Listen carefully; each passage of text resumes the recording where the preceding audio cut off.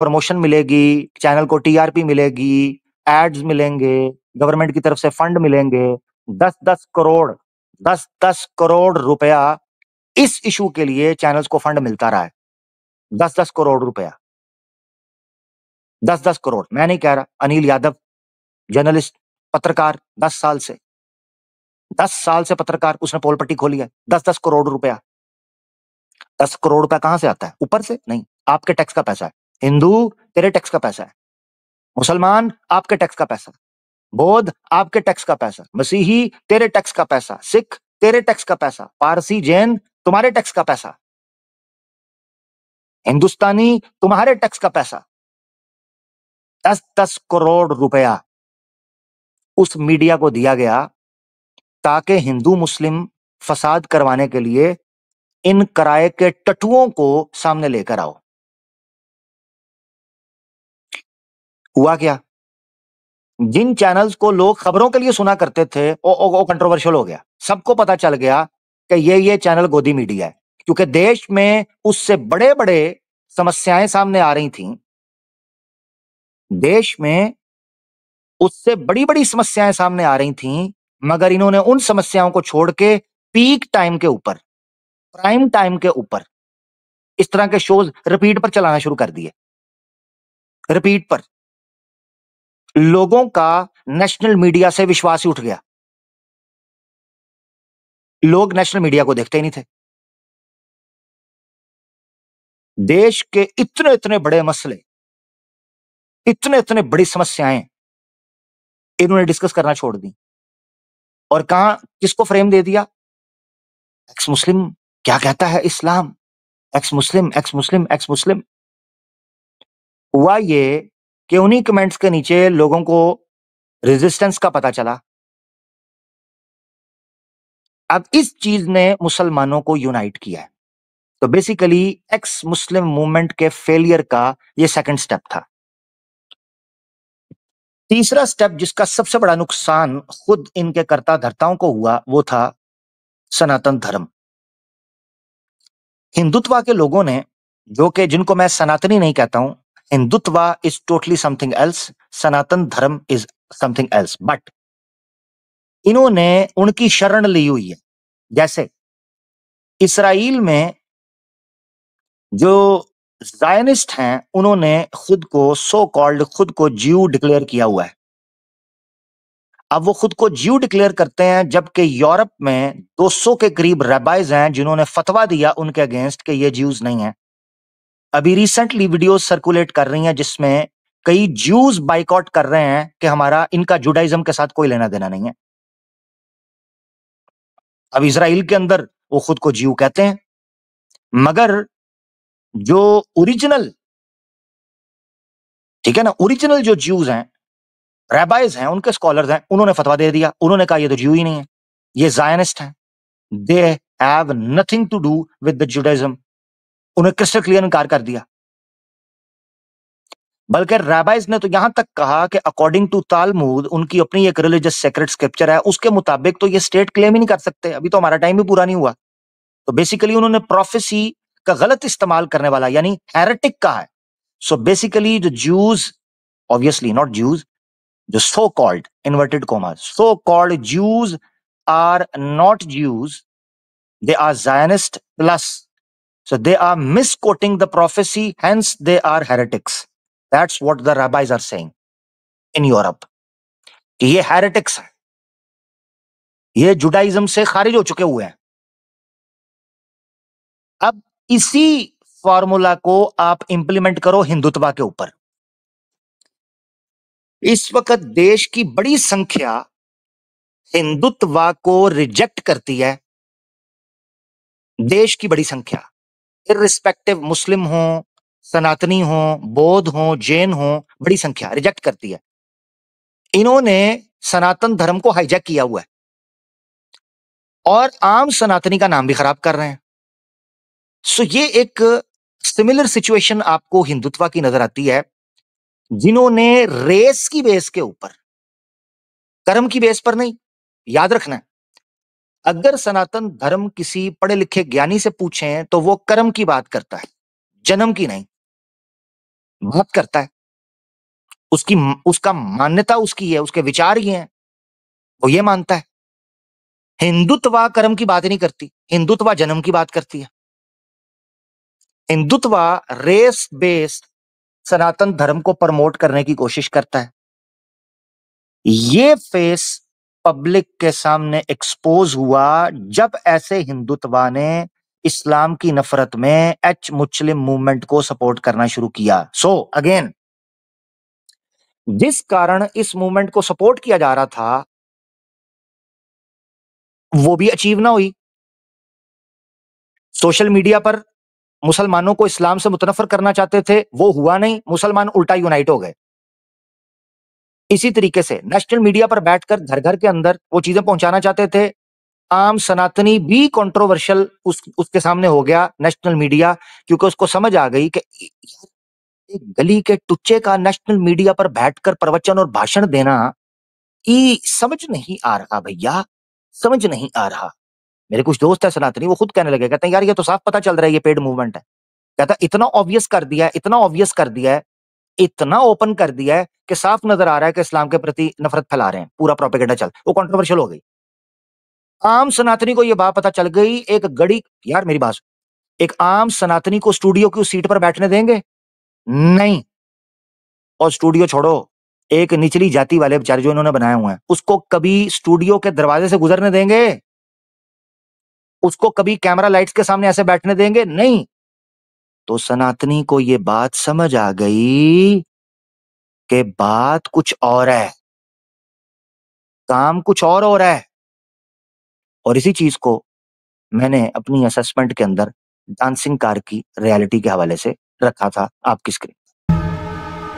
फिर एक दिन हमका एक ठो कार दिखी, डांसिंग कार।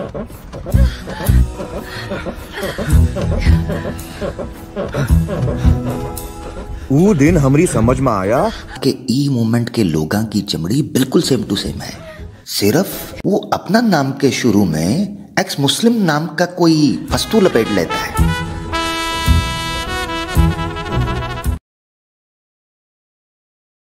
जी, ये एनालिसिस फिर सनातनियों के भी निकलने लगे और मुसलमानों के भी। उनको क्रिस्टल क्लियर चीजें समझ आने लगी कि जिस मूवमेंट की हम सपोर्ट कर रहे थे ये समझ कर कि ये मानवता का काम कर रहे हैं, सॉरी भाई, मानवता का काम नहीं हो रहा। ये केवल एक समाज के प्रति क्रोध, अहंकार और हिंसा का प्रदर्शन चल रहा है, बस, और कुछ भी नहीं। उनको समझ आ गई। इस चीज पर हमने करीबन कोई दर्जन भर एक स्ट्रीम्स की हैं जिसमें हमने बताया कि खुद वो बातें जो कभी हम कहा करते थे इनके अपने लोगों ने की। उन्होंने बताया कि क्यों इस्लाम के खिलाफ नफरत फैलाई जाती है ताकि टीआरपी ली जा सके, वोट बैंक का मसला है, पॉलिटिक्स इन्वॉल्व है, पावर है, पैसा है, शोहरत है, औरत है। ये सारी चीजें इनके अपने लोगों ने बताई जो पिछले 1.5 से 2 साल के अंदर हमने प्रोग्राम्स के अंदर कवर की हैं। आप लोग उसको देख सकते हैं। अभी समय नहीं है कि हम एक-एक के ऊपर जो है वो बात करें। ये सूरत हाल थी सोशल मीडिया की दोस्तों। अब सोचने की बात है, इनको ग्राउंड पर उतरने की जरूरत क्यों पड़ी? अगला पॉइंट मैं आपके सामने डिस्कस करने लगा हूं। रोड पर तमाशा करने की जरूरत क्यों पेश आई? सबसे पहले आपने ये चीज समझनी है, इनको पता चल गया था कि सोशल मीडिया के ऊपर अचीवमेंट नहीं हो सकती, पॉइंट नंबर 1। दूसरा, आगे आपको प्लान पता चलेगा, वो प्लान क्या है? मैं आपके साथ आहिस्ता-आहिस्ता आगे प्लान खुलेगा। सवाल एक पहला ये है कि इन एक्स मुस्लिम्स को मार्केट में, गली में और मोहल्ले में क्यों उतारा जा रहा है? पोस्टर पकड़वाकर क्यों उतारा जा रहा है? सवाल है, सोचें, क्यों? इस सवाल का जवाब है पॉइंट नंबर 3 के अंदर। मगर अगला सवाल उठता है, मस्जिद और मदरसा इसके आगे क्यों नहीं जा रहे? इसको थोड़ा और समझते हैं। आपने अक्सर देखा होगा, हम एक्स मुस्लिम से ये सवाल पूछते थे कि यार अगर तुम इस्लाम के बारे में जानकारी देना चाहते हो, जानकारी लेना चाहते हो, तो ये शुरू में कहा करते थे कि हम तो इस्लाम के बारे में हमारे कुछ सवाल हैं, हमें हमारे सवालों के जवाब दे दें। तो ये फटाफट साइल बन जाते थे। ठीक है? अब हम इनसे पूछते हैं कि अगर वाकई एक्स मुस्लिम ग्राउंड पर उतरकर सवालों के जवाब चाहता है, तो ये मस्जिद और मदरसा क्यों नहीं जाता? ये बाजार में, गली में और मोहल्ला में खड़ा क्यों होता है? हाँ, जी, फर्क समझिएगा। एक पढ़े लिखे आदमी ने और एक एजुकेटेड आदमी को पैसे चाहिए हो ना, तो वो बैंक जाता है लोन लेने के लिए। मगर अनपढ़ आदमी को जब पैसे चाहिए होते हैं ना, वो सिग्नल पर आता है भीख मांगने के लिए। फर्क समझ रहे हो? अगर ये वाकई सीखने वाले लोग होते, ये मस्जिद और मदरसा जाते, किसी आलमी दीन से बात करते। इनका गली, बाजार, सिग्नल, चौक, चौराहे, मोहल्ले, मार्केट के बाहर खड़ा होना, साफ पता चलता है कि ये लोग भिखारी हैं। ये 2 टके के नल्ले निकट्टू भिखारी, वेले लोग, कोई कामकाज नहीं। एक तो ये फर्क पता चलता है। दूसरा, इनको ये चीज पता चलती है कि मस्जिद और मदरसा में अगर ये गए बात करने के लिए, तो एजेंडा तो फ्लॉप हो जाएगा। पता है क्यों? क्योंकि वहां तो फोटो सेशन के लिए कोई होगा नहीं। मस्जिद और मदरसे के बाहर फोटो सेशन कैसे करेंगे? पॉइंट नंबर 1, फोटो सेशन करने का इनको कहा गया था। मैं आपको बताता हूं पॉलिटिक्स क्या करती है। नेताजी आ रहे हैं, मुख्यमंत्री जी आ रहे हैं, रोड की सफा कर दो, झाड़ू दे दिया, पानी लगा दिया, पौधे लगा दिए। कौन आ रहे हैं जी? मुख्यमंत्री जी की जनाब रैली आ रही है। ठेले वाले को भी हटा दो जनाब, ये पक्खीवास को भी हटा दो, ये जनाब इधर छोटा पाव बड़ा पाव लगा के बैठे, इसको भी हटाओ, ये पकौड़े वाले को भी हटाओ, ये सोडा वाला को भी, रेडी वाले को भी हटाओ, ये चाट वाले को भी हटाओ। अच्छा अच्छा टेबल लगाओ, फूल लगाओ, फोटो सेशन करो, मुख्यमंत्री जी आ रहे हैं। मुख्यमंत्री जी गए, लाइट कट, सब सफा चट, और उधर ही कूड़ कबाड़ फेंकना शुरू कर दो। ये फोटो सेशन, ये इनको निकलकर एक एक बंदे ने वीडियो बनाकर, फोटो बनाकर भेजी है हिंदुओं के ग्रुपों के अंदर कि अब हम निकल गए हैं, पैसा नहीं आया अभी तक, हम तो निकल गए हैं। तो मस्जिद और मदरसा जाएंगे तो पॉइंट नंबर, ये फोटो सेशन नहीं होगा। नंबर 2, मस्जिद और मदरसा गए और उनके सामने जाकर कहा ला इकराह का मतलब होता है पढ़ो, और इकरा का मतलब होता है ना पढ़ो। तो उसकी वीडियो से क्या हासिल होगा? अब जिस तरह के ये जाहिल एक्स मुस्लिम होते हैं, अगर ये मस्जिद और मदरसा में किसी जेन्युइन बंदे के हत्थे चढ़ गए और उसने इनको ऊपर से देखकर कुरान पढ़ने का या जो हदीस पेश कर रहे हैं उसको पढ़ने का कह दिया, इनकी तो हो जाएगी हवा टाइट। हाँ, ये तो कहेंगे हादल खत्तू व हादल खच्चू। तो जब वो वीडियो बनकर वायरल होगी, सनातनी कहेगा ओए ये क्या हुआ? फर्क समझो। न्यूज नेशन का स्टूडियो और है, हमारे आमने सामने बैठने का माहौल और है। हम तेंतवा दबाकर और तुम्हारी गिची दबाकर तुमसे पूछेंगे कि जो ये बात कर रहे हो उसका प्रमाण किधर है। वो कहां से लाओगे? किधर से लाओगे? वो कहां से लाना था? वो नहीं हो सकता। तीसरी बड़ी चीज कि ये मार्केट में, गली में, मोहल्ले में क्यों खड़े हो रहे हैं, मस्जिद मदरसा क्यों नहीं जा रहे? तो इसका जवाब है तीसरे पॉइंट के अंदर, बलि का बकरा और आग की लकड़ी। ये एक उपमा है, उदाहरण है आपको समझाने।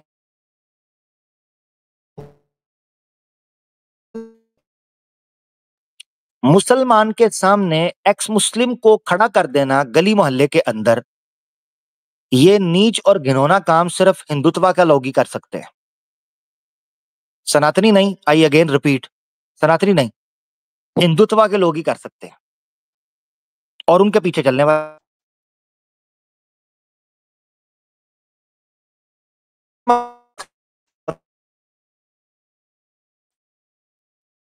ये ना हो सकता है वॉइस का कुछ मसला हो। आवाज आ रही है अब जी? अच्छा, ये आपको वॉइस का कुछ मसला फील होगा। स्ट्रीम यार्ड में नोटिफिकेशन आया हुआ था, यूट्यूब की तरफ से इशू चल रहा है।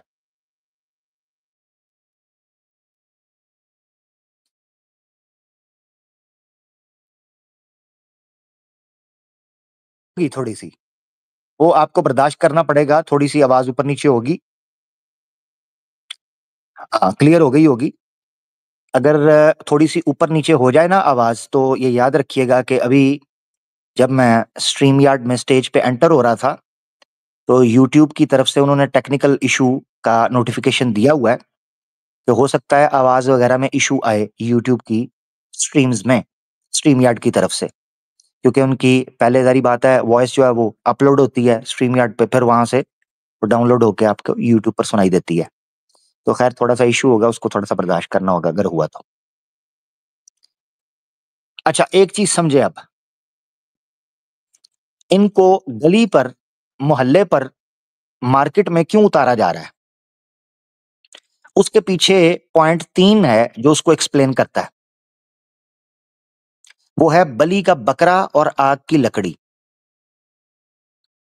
याद रखें, सनातन धर्म में भी बलि प्रथा जो है वो इसी आधार पर रखी हुई है, या इसी उसका जो पीछे उसका पूरे का पूरा एक सिस्टम है, वो ये है कि इनके देवी देवता और इनका ऊपर वाला गुस्से में आ जाता है, परेशान हो जाता है और नाराज हो जाता है, जिसकी बुनियाद के ऊपर इनको लगता है कि अगर बलि दी जाए तो इस गांव के ऊपर से या राष्ट्र के ऊपर से या राज्य के ऊपर से समस्याएं हट जाएंगी। तो फलां जगह की फलां चीज की बलि दी जाती है, बकरे की, गाय की, हाँ जी, भेड़ की बलि दी जाती है। और इनके यहाँ तो जारी बात है बंदे की भी बलि दी जाती थी। काली माता मशहूर है। अब एक्स मुस्लिम्स की बलि की तैयारी चल रही है, उसकी वजह मैं आपको बताता हूं। याद रखें, मस्जिद और मदरसा में जो भी कोई जाएगा इस्लाम के बारे में पूछने के लिए, उनके लिए इस्लाम की इमेज सबसे ज्यादा इंपॉर्टेंट होगी, लिहाजा वो बड़ी नपी तुली बात करेंगे। वेयर एज गली मोहल्ले में जब ये लोग जाएंगे तो वहां फ्री स्टाइल डिस्कशन होगी। याद रखें, हमारी नेशंस अभी इतनी मैच्योर नहीं हुई डिस्कशन के लिए कि वहां स्ट्रीट लेवल की डिस्कशन की जा सके। याद रखना, लोग जज्बाती हैं, लोग गुस्से में हैं, लोगों के पास नौकरियां नहीं है, लोगों के पास राशन नहीं है, लोगों के पास एजुकेशन के लिए पैसे नहीं है, लोगों के रिश्ते नहीं हो रहे, गली मोहल्ले के अंदर मामला नहीं चल रहा, देश में नफरत की फिजा फैली हुई है। आप यूएन कमीशन की रिपोर्ट पढ़ें जो इंटरनेशनल रिलीजियस फ्रीडम की बात करता है, उसकी लास्ट ईयर की आप रिपोर्ट पढ़ें, 2025 की रिपोर्ट आई है। उस रिपोर्ट के अंदर उन्होंने इंडिया के ऊपर इतने घिनौने किस्म के आरोप लगाए हैं कि एंटी कन्वर्जन लॉ की इतनी खतरनाक एक्सप्लॉयटेशन हो रही है, मुस्लिम्स को जो है ना वो बिहाइंड बार्स फेंका जा रहा है, क्रिश्चियंस को फेंका जा रहा है, बौद्ध और जैन को फेंका जा रहा है। कई प्रीस्ट ये उठाकर ले गए हैं, मसीही बरादरी के कई उलमा को उठाकर ले गए हैं, ये जेलों में डाल दिया है। इसी तरीके से जो गौ रक्षा के नाम पर इन्होंने नियम बनाए हैं, उस बेस के ऊपर इन्होंने इतना दंगा मचाकर रख दिया, लोगों को जेलों में डाला, नाइंसाफियां की, केस झूठे बनाए, बुजुर्ग एक मार दिया, रिसेंटली एक बच्चे को मारा मुसलमान समझ के, बाद में पता चला वो हिंदू है। इतने दंगे मचाए इन्होंने, जात पात के नाम के ऊपर किस तरीके से जो है वो केसेस सामने आ रहे हैं। ये सारी बातें यूनाइटेड नेशंस की जो यूएस की जो कमीशन है इंटरनेशनल रिलीजियस फ्रीडम की, उसका जाके आप वहां पर अपनी फाइंडिंग्स चेक कर लें। तो वो इंडिया को किस कैटेगरी के अंदर रख रहे हैं? हिंदुत्व की बेस पर, हिंदुस्तानी की बेस पर नहीं, हिंदुत्व की बेस पर हिंदुस्तान का, भारत का ये नक्शा और ये परिचय जा रहा है पूरे विश्व के अंदर, और वो रिपोर्ट पढ़ी जाती है पूरी दुनिया के अंदर। अब सवाल यहां ये उठता है जो समझने का है कि मुल्क में जो हालात हैं, उन हालात के बाद जब आप लोग स्ट्रीट के अंदर ऐसे लोगों को निकालोगे जो लोग इस्लाम की खुलेआम ब्लास्फेमी करते हैं, गाली गलौज करते हैं, और जिस तरह के उनके यूट्यूब के ऊपर एक्टिविटीज में थंबनेल रहे हुए हैं, जिस तरह की वो हरकतें करते रहे हैं, उसके बाद लोगों का रिएक्शन आएगा। अब मेरा थंबनेल भी उस रिएक्शन का एक हिस्सा है। अब समझो आप कि जब ये ऐसे लोगों को निकाल रहे हैं, उसके पीछे मकसद क्या है? तो एक्स मुस्लिम्स दोस्तों बेसिकली बलि का बकरा बनने वाले हैं। इनको कोई नुकसान पहुंचता है तो उसका बड़ा बेनिफिशियरी कौन होगा?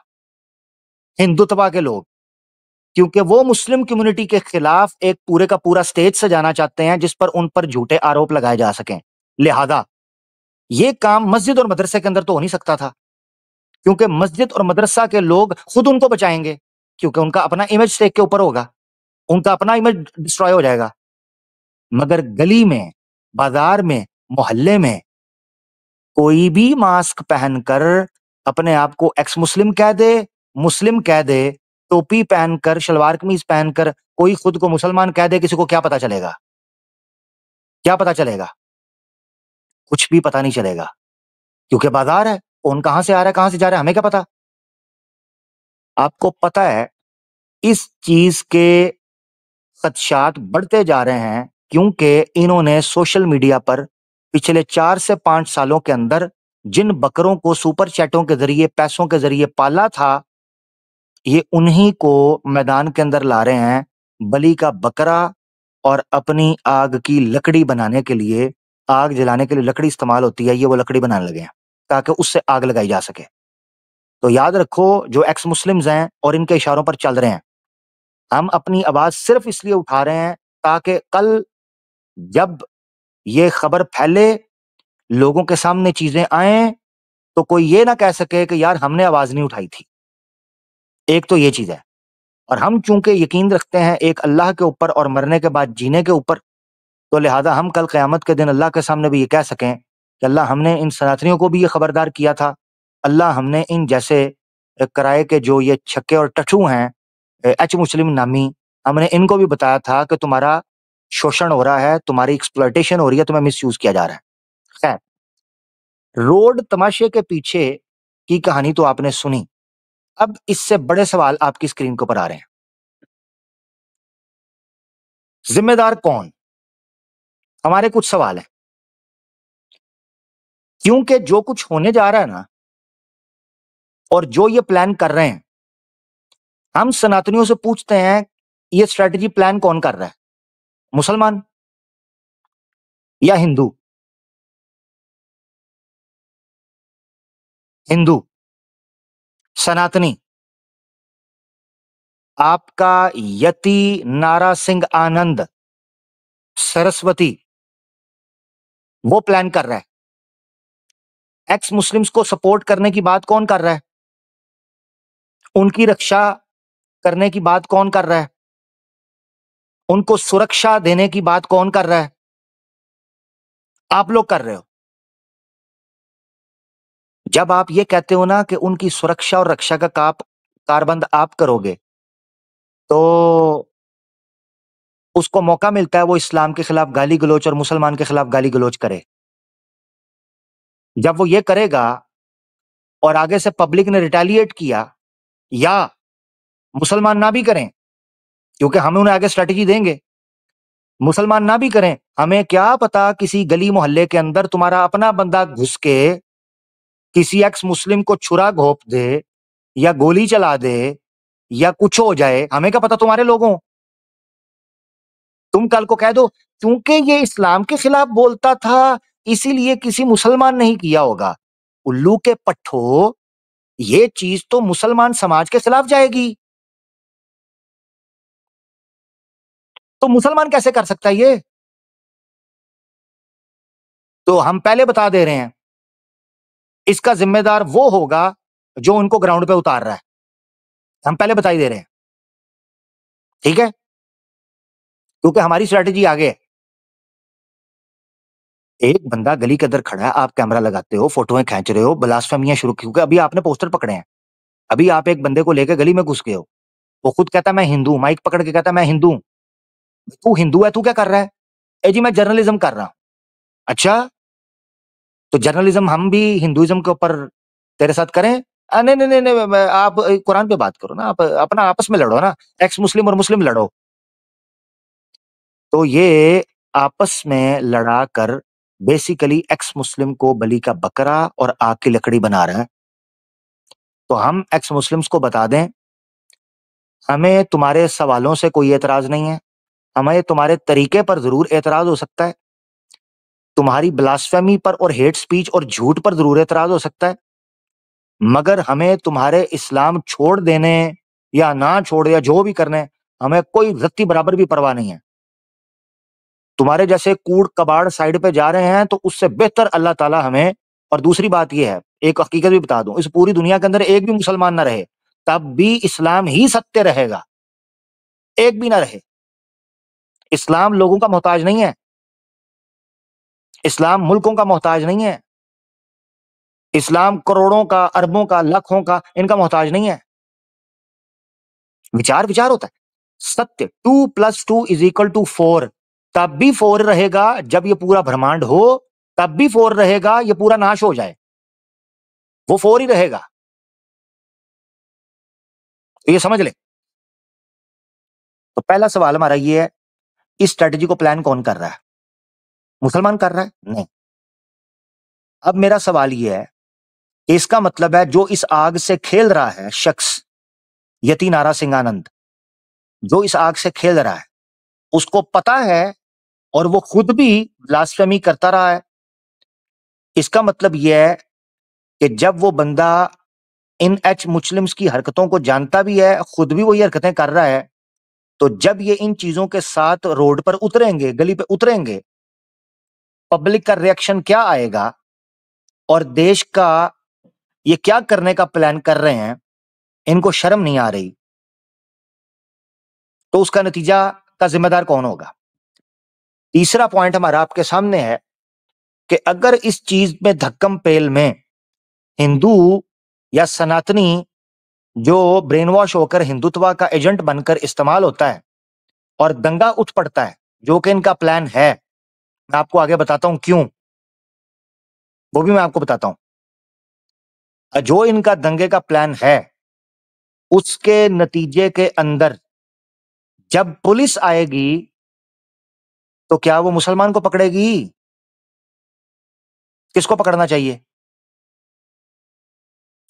अवाम को दोषी किसको घोषित करना चाहिए? किसको दोषी कहना चाहिए? हम सनातनी से आज पूछते हैं जगाने के लिए कि देश में जो ये दंगा मचाने की कोशिश कर रहे हैं, जो प्रयास इनका चल रहा है धर्म के नाम पर, ये जो धर्मात्मा बने हुए हैं, ये जो योगी और जोगी बने हुए हैं, ये जो संत और साधु बने हुए हैं, ये जो स्वामी और आचार्य बने हुए हैं, ये जो बड़े बड़े पंथों के और जनाब इसी तरीके से जनाब बड़े बड़े जो है ना वो की कहते हैं अपना यार ग्रुपों के जो ये योगी जोगी बने हुए हैं, सवाल ये है कि अवाम इनको फिर दोषी कहेगी ना? कहीं उस वक्त तो नहीं कहोगे कि मुसलमान दोषी है? क्या यही प्लान है? हाँ, यहां से हमारा चौथा पॉइंट शुरू होता है। सवाल ये होता है कि खुल डुल कर जो ये लोग सामने आ रहे हैं, क्या ये इनको खुजली हुई है कि जो प्लानिंग इनकी थी वो प्लानिंग मुकम्मल हो चुकी हुई है? सवाल है, क्या इनको ये तसल्ली हो चुकी हुई है कि अब इनके ऊपर किसी किस्म की कोई रोक-टोक नहीं है